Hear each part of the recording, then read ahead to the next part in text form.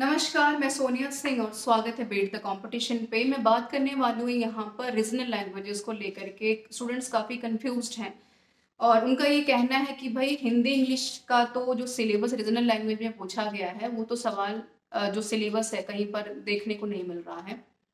हालांकि मैंने Telegram channel के ऊपर जो डिस्क्रिप्शन बॉक्स में लिंक है वहाँ से जाकर के डायरेक्टली आप सिलेबस को डाउनलोड भी कर सकते हैं।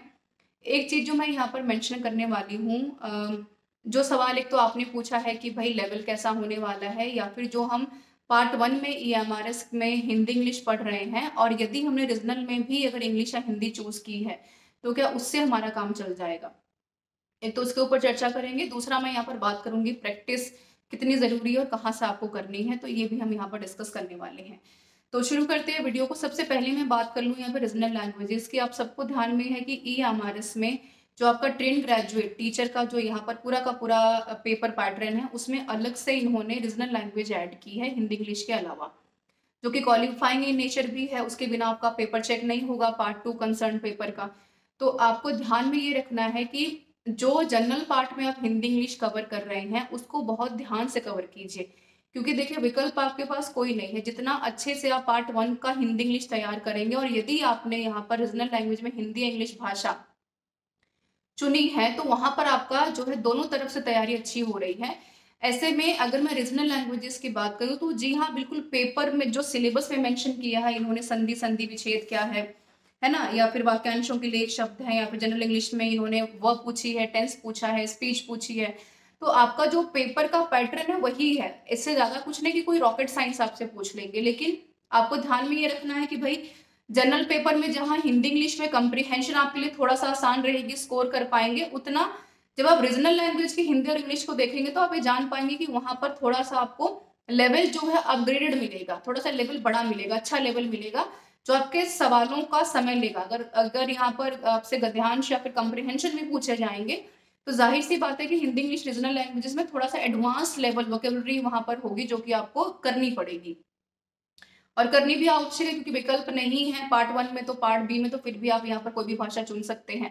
और ये जो लेवल का बड़ा होना या अपग्रेड होना ये सभी भाषाओं पर लागू होता है, चाहे आपने बांग्ला चूज की हो, चाहे यहाँ पर आपने उर्दू चुना हो, चाहे आपने यहाँ पर जो है कन्नड़ चुना हो, मलयालम चुना हो, उससे फर्क नहीं पड़ता। फर्क केवल इससे पड़ता है कि रीजनल लैंग्वेज कोई भी आपने चुनी हो, क्योंकि यहाँ पर एग्जामिनर को इस चीज की उम्मीद है कि रीजनल भाषा अगर बच्चे ने चुनी है कोई भी तो उसके ऊपर कमांड उसके ऑलरेडी अच्छी है। तो रीजन से जुड़े हुए सवाल आपके हो सकते हैं कि डेप्थ से थोड़े सवाल आपके पूछे जा सकते हैं यहाँ से, तो ये आपको ध्यान में रखना है। लेकिन अब ये भी नहीं है कि भाई आप सारा ध्यान हटा करके उसी के ऊपर फोकस कर ले।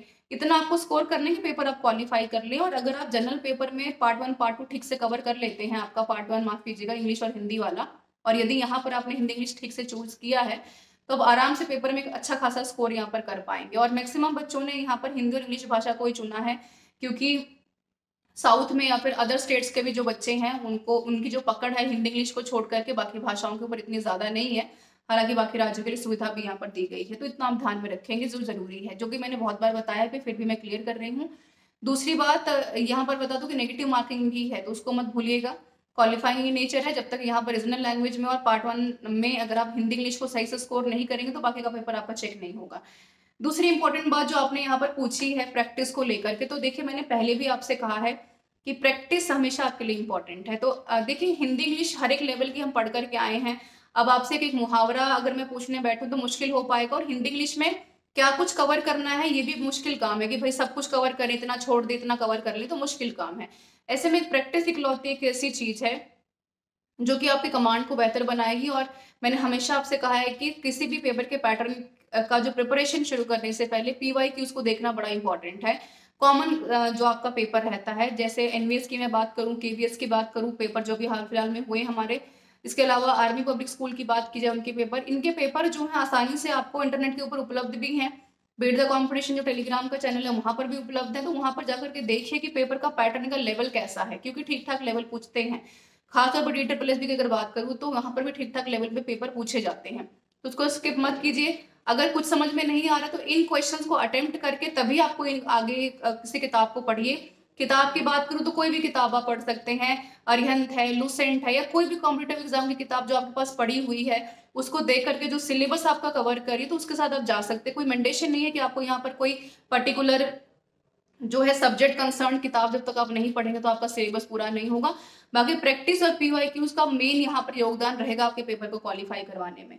तो ज़रूर इसको ध्यान में रखिएगा। फिर भी कोई सवाल रह गया हो यहाँ पर जो मैंने डिस्कस नहीं किया तो ज़रूर पूछिएगा। बाकी हिंदी इंग्लिश की पूरी प्रिपरेशन यहाँ पर करवाई भी जा रही है beat the competition YouTube channel पे। तो उतना भी अगर आप ठीक से कर लेते हैं, प्रैक्टिस सेट्स में करवा रही हूँ, है ना, थ्योरी का सेशन जल्दी शुरू करने वाली हूँ, तो उतना भी अगर आप कर लेते तो काफ़ी रहेगा आपके लिए पेपर को क्वालिफाई करना।